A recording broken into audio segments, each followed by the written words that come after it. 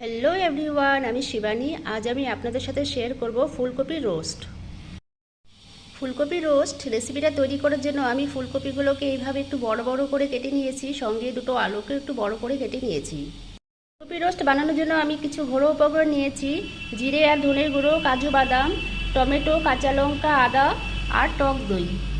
সবার প্রথমে আমি এই উপকরণগুলোকে একটা মিশ্রণ বানিয়ে নেব। কাজু, টমেটো, কাঁচা লঙ্কার পেস্ট আমি বানিয়ে নিয়েছি। আমি আলু ফুলকপিগুলোকে একটু ভাপিয়ে নিচ্ছি। ফুলকপি আর আলু ভাপানো হয়ে গেছে, আমি তুলে নিচ্ছি। এরপর আমি কড়াইতে তেল দিয়ে তেলটা গরম করে ফুলকপিগুলো দিয়ে দিয়েছি, হালকা করে একটু ভেজে নেব।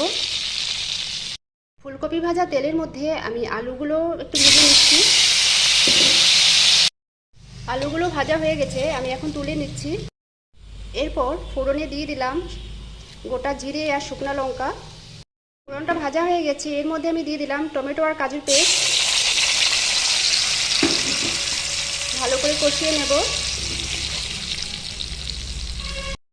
এরপর দিয়ে দিলাম স্বাদ মতো নুন আর দিয়ে দিলাম জিরে আর ধনের গুঁড়ো। আমি আরও 1 মিনিট ভালো করে কষিয়ে নেব।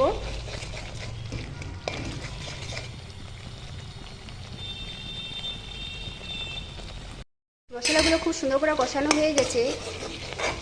আমি এর মধ্যে এখন দিয়ে দিচ্ছি ফুলকপি আর আলুগুলো। এরপর আমি দিয়ে দিচ্ছি টক দই। ভালো করে নাড়াচাড়া করে নেব। সবগুলো উপকরণ দিয়ে খুব সুন্দর করে কষিয়ে নিয়েছি। এখানে আমি দিয়ে দিচ্ছি পরিমাণ মতন জল দিয়ে আমি 5 মিনিট ঢাকা দিয়ে দেব।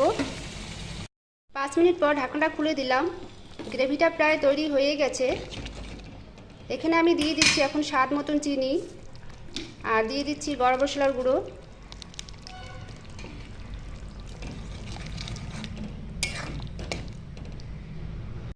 আর সবশেষে দিয়ে দিলাম 1 চামচ ঘি দিয়ে আমি নাড়াচাড়া করে নামিয়ে নেব।